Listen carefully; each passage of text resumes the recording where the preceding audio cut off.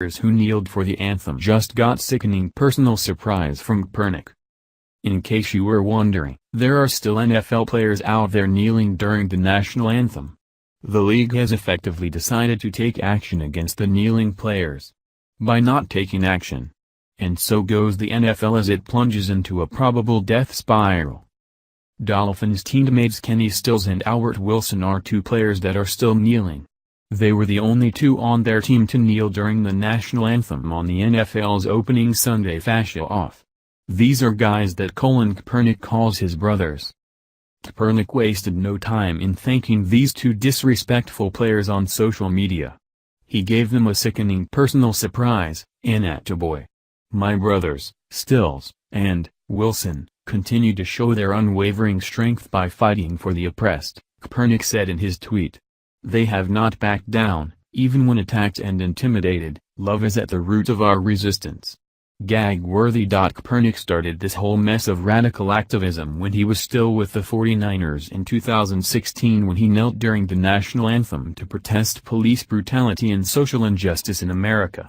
What he did was start a movement by those looking for a reason to hate America, police officers, the military and first responders. Kaepernick could not even get a job after he left the NFL until Nike came along and decided to make him the face of their Just Do It campaign. Now, he's making millions for being a social justice warrior who embodies the hatred of all things American. Kaepernick is suing the NFL nevertheless for collusion. Kaepernick's message via Nike, believe in something, even if it means sacrificing everything, is hypocritical in the extreme. It mocks the true sacrifice of military veterans and police officers who literally gave it all by laying down their lives for us. Kaepernick hasn't sacrificed anything. From ABC News. On Sunday, Kaepernick's message got through to his friends in Miami. I know he has our back, Stills said. Really, there has been a huge difference between when we first started protesting and now. A lot of people are reaching out and supporting us. So I really appreciate that. To everybody out there, let's keep doing our best to make positive change and have these conversations and make our country a better place.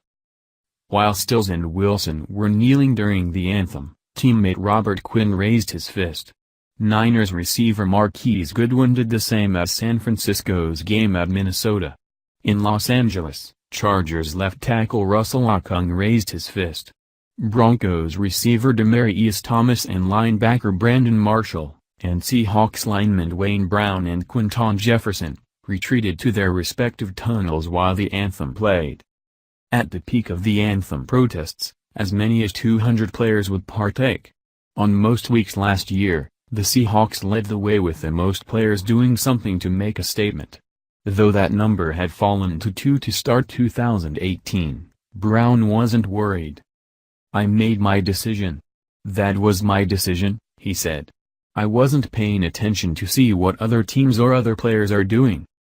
The NFL briefly had a policy in place in May regarding the anthem but rescinded it after the players' union filed a grievance, which sent the league to the negotiating table with the union.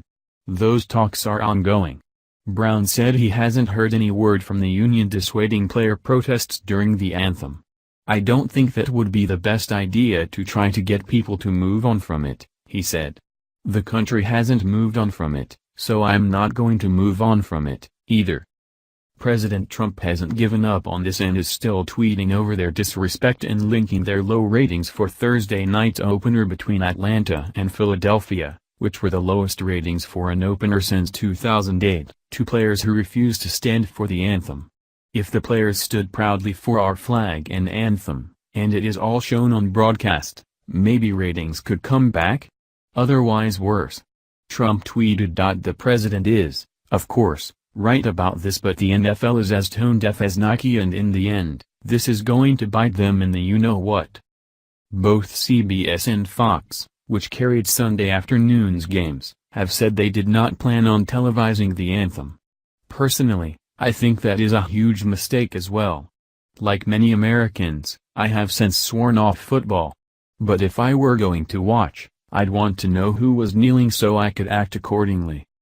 NBC did show the anthem on Thursday night but not before Sunday night's Bears-Packers game, and no players knelt or protested in other ways. That even included Malcolm Jenkins of the Eagles. Last season, he raised his fist during the anthem. During pre-game warm-ups, he wore a shirt that read "Cash bail equals poverty trap." Jenkins, who is a founder of the Players Coalition which was formed to tackle issues similar to those Kaepernick is concerned about, said he would like to move the focus away from the anthem. "I think there's a huge need for us to turn the attention to not only the issues but what players are actually doing in their communities to promote change," he said. "We're trying to move past the rhetoric of what's right or what's wrong in terms of the anthem, and really focus on the systematic issues that are plaguing our communities." This